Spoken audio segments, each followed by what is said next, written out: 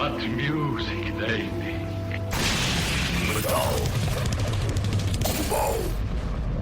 Sejam bem-vindos a mais um podcast de metal global. Hoje a conversa é com os Agabas, na pessoa de Oscar, guitarrista da banda, para contar tudo sobre a versão deluxe do álbum Hardanger da banda norueguesa. Antes da conversa com os Agabas, não quero mais lembrar que tem a versão rádio em exclusivo na RTP Play, a passar por lá e procurar por Metal Global. Agora, imagine uma cabana de troncos isolada nas profundezas de um fiord no oeste da Noruega.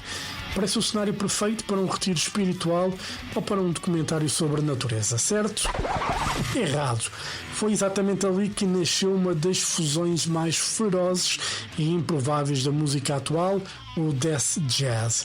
Eles são os Agabas, formados em Trondheim, e acabam de lançar o álbum Hardanger Deluxe Edition com a chancela da Mascot Records.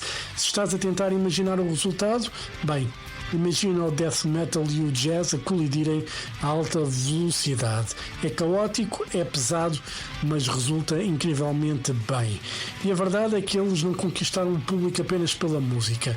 A banda documentou todo o processo de criação naquela cabana isolada através de vídeos no Instagram e no TikTok. Com muito humor e uma enorme dose de autoironia, os Agabas viraram virais, somando mais de 1,6 milhões de visualizações e conquistando 35 mil novos curiosos em tempo recorde. Para falar de Hardanger Deluxe Edition, a conversa é com Oscar dos Agabas. Hello. Hello, Oscar. How are you? How are you? I'm good. I got a cold. Me too. Or I'm starting to get one, so we're in the same space. Yeah, the nose is just, wrecking my head anyway. That's what you do when you clean the house over the weekend, open all the windows, and then the breeze just comes in. That's it happens. It happens. Here, it's what happens when you exist in Norway. It's always too cold. Yeah. And, before we talk about the deluxe edition of Hardanger, you played some shows with Avatar. How did those shows go for you guys? They went great. We did 10 shows with them, and being the first band of 3 on the bill, because Alien Weaponry was playing after us.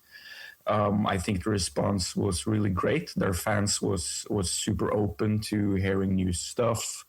They were very supportive of us, even if our music is very different than Avatar's. So yeah, it was just great, really, and hanging out with the guys in Alien Weaponry and getting to chat with the guys in Avatar.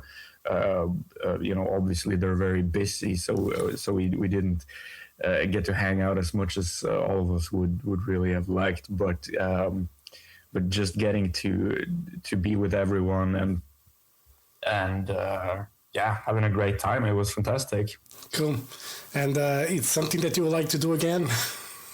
Oh yeah, for sure, for sure. If they call us again, we are right on the bus. And let's talk about Agabas for a start. First of all, the name of the band. How did that came about, and then the music, because I can only think of Shining as doing something that would resemble what you do. But tell me a bit more about the story of the band. Well, first of all, the name doesn't really mean anything. I'm one of our guitar players. Our other guitar player, Yaran, his last name is Agabas, spelled a bit differently. But when we started the band together in music school, we were looking for a name, and we just thought his last name had a sort of cool sound to it. So we went with that as our band name. And we just changed the spelling a little bit to make it more readable. So that's the name. And the music, we started out pretty much as, I guess, like a heavy rock and roll band. And at this point in like 2017, We weren't being any serious about it. We just wanted to have a band while we were roommates, and hanging out in music school. We just wanted to do something. And then a couple of years went by, and we figured maybe we can actually do something more with this band. So we started like trying to get some gigs and stuff and taking our music a bit more seriously. And it was somewhere down this line where we thought we'd bring in a woodwind player, which wasn't a saxophone player actually. At first, it was a clarinet player. And we got him on one of our songs, and we just thought it felt really good to play metal music with the clarinet on it. So we just kept doing that. And that's our first album, by the way. It's with clarinet, not a saxophone. But he quit the band after that album, so that's when we found our saxophone player, who we have now. And I think Shining is a good reference, even though we never really took that much from them directly. But I think we probably have drawn from a lot of similar influences as Shining, and that's why we kind of end up sounding like them in some instances.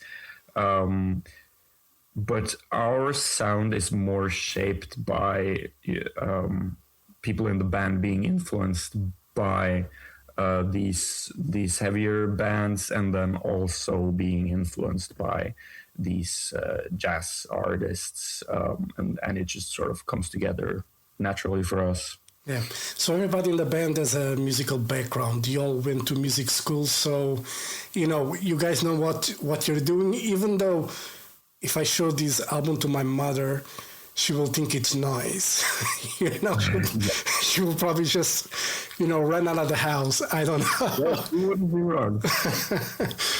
But so how do you guys mix these worlds? Because jazz in itself, it's not easy to listen to an untrained ear. For me, it's very difficult to hear jazz, because I have a friend who's a guitar player, starting in heavy metal, and then he ended up playing jazz, and he cannot stand heavy metal nowadays. Turn to the dark side. Yeah, but he plays jazz, and every time he puts like a video of him playing, I'm like, where is the guitar distortion? Where is that gone? But how can you explain to someone that you guys actually know what you're doing with music? Well, I mean, I don't really think it matters if someone really doesn't like our music. I don't know if it matters that we know what we're doing, but it's just a very extreme form of expression, just like black metal or death metal is a very extreme form of expression. That's what attracted me to jazz as well.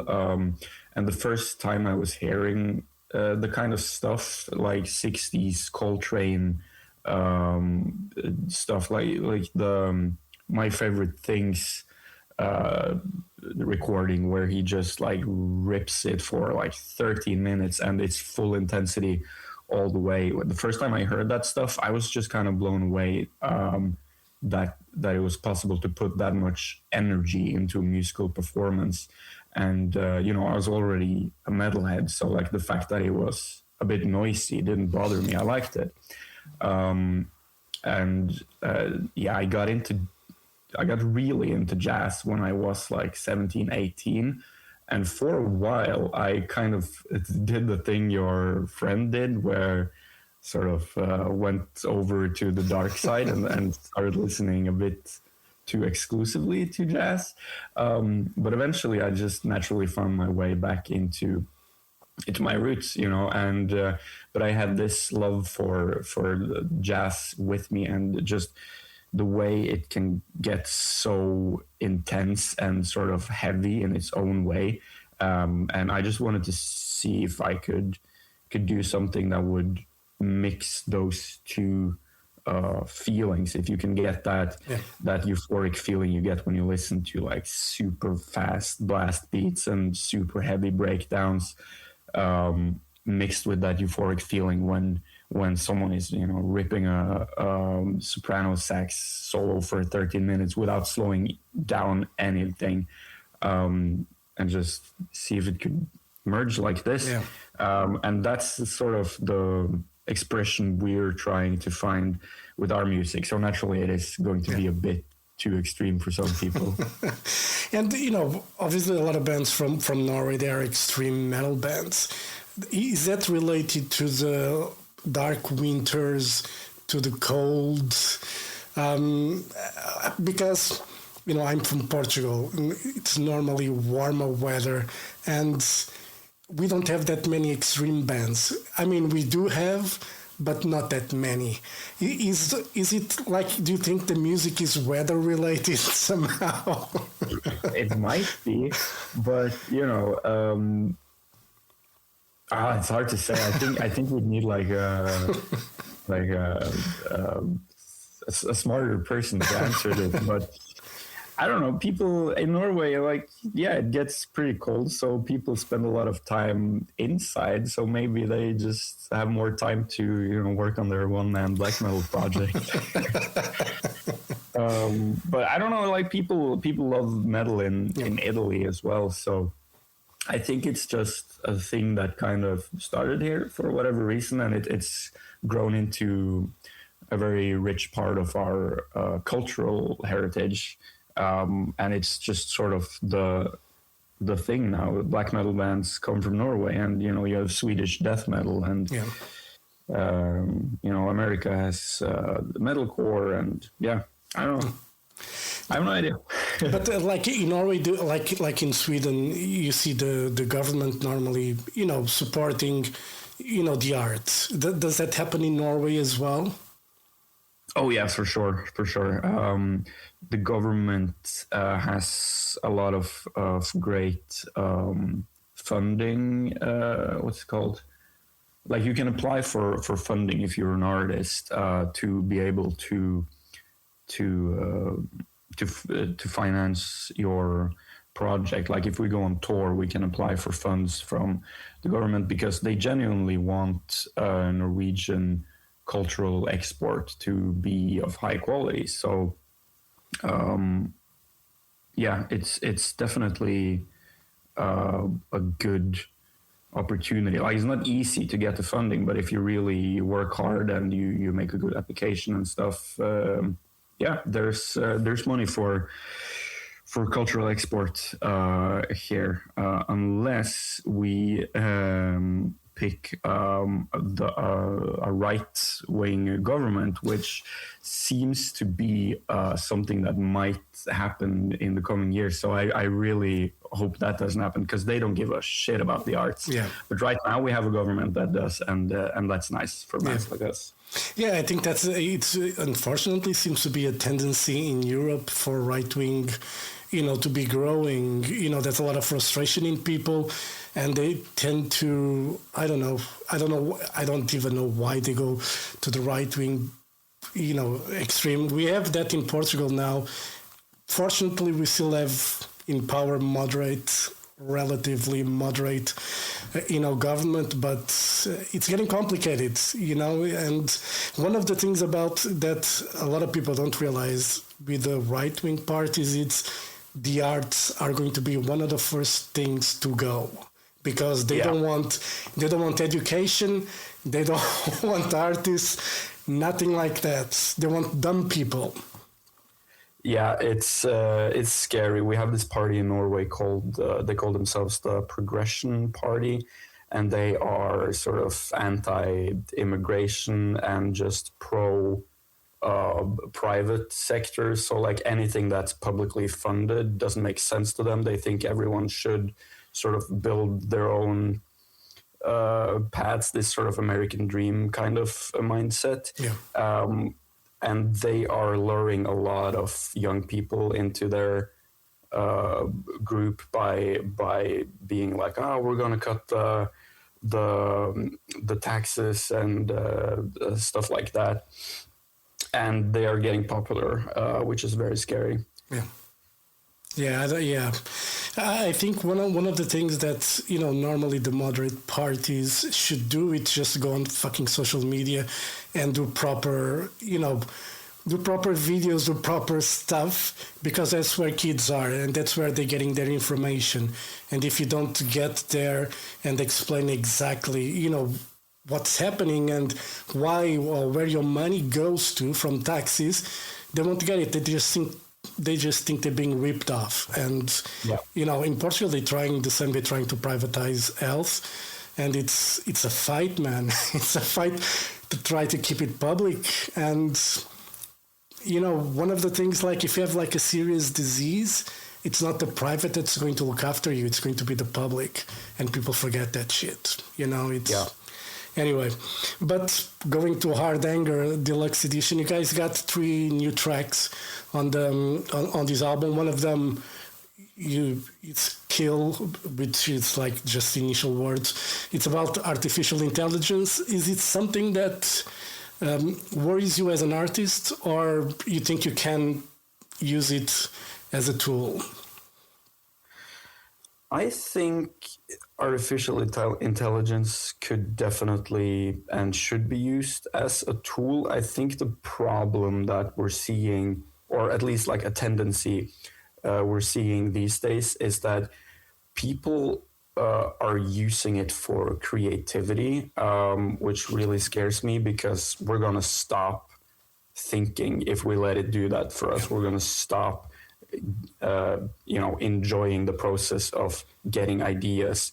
I think AI is great for filling out Excel sheets. I think it's great for writing code. All of the shitty jobs that we don't want to be doing.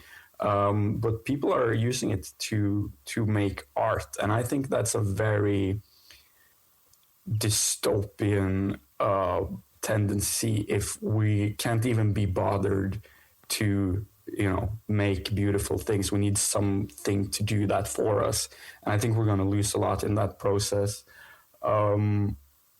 But I think the song itself is, and I didn't write the lyrics for this one, but I think the song itself is mostly about like how it can be so difficult to tell the difference these days between what's real and what's not, and like deep fakes and stuff like that, and just exploring that dystopia where the lines between humanity and technology is so blurred that we can't be sure of anything. Yeah, the deep fakes are getting better and better, unfortunately.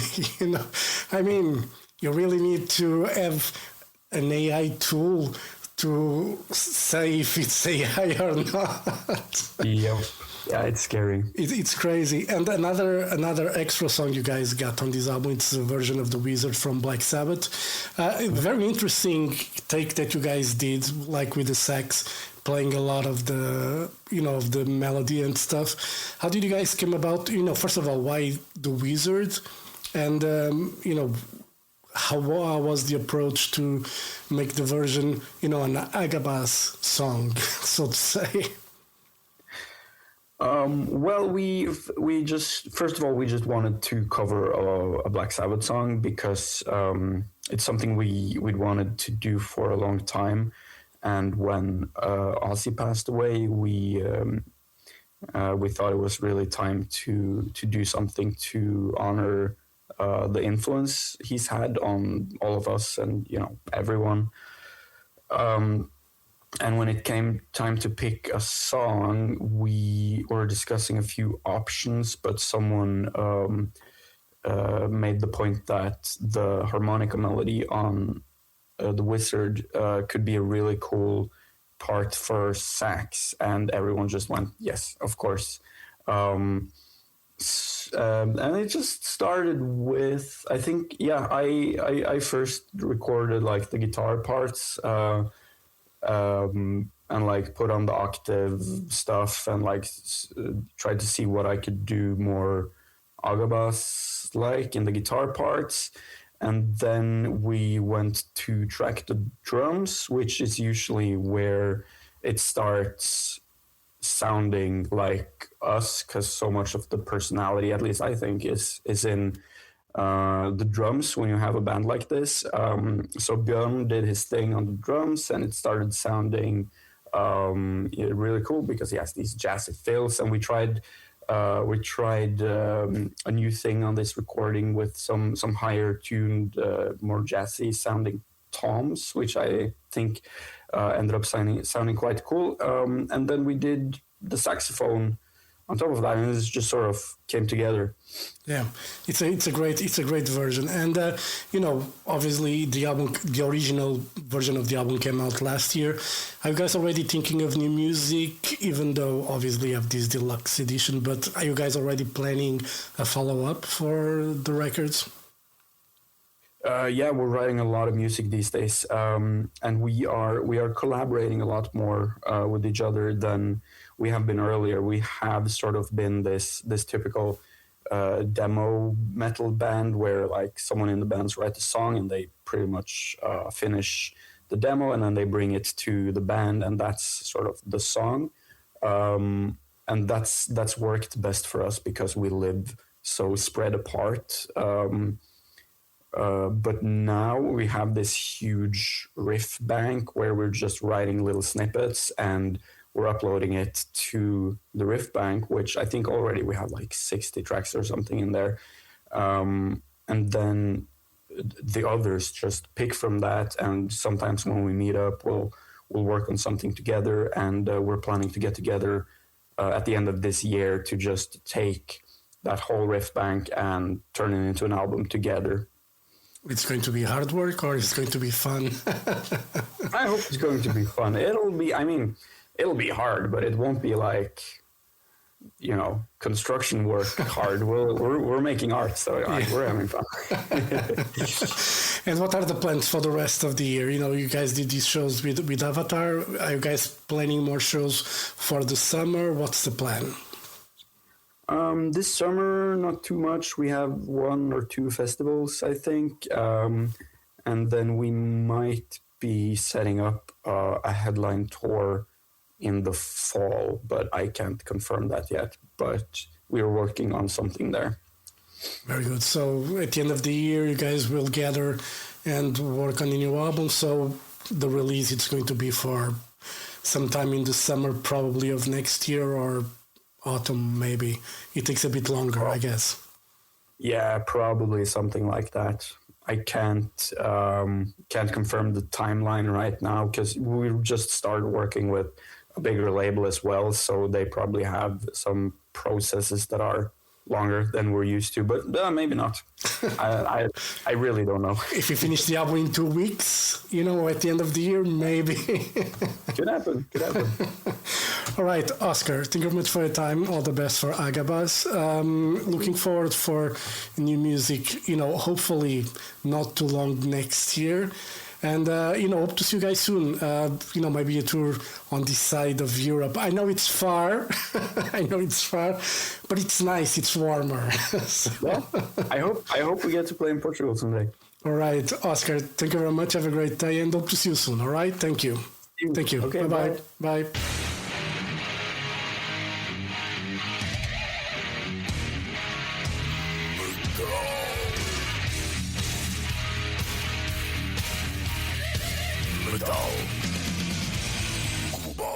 Metal Global foi a conversa com Oscar, guitarrista dos Agabas, para contar tudo sobre a edição Deluxe de Hardanger, o trabalho dos noruegueses Agabas. E assim chega ao final deste programa. Dúvidas ou sugestões, é enviar e-mail jorge.botas@rtp.pt. Visite o site metalglobal.pt e sigam-me no Twitter e Instagram em @mountainking.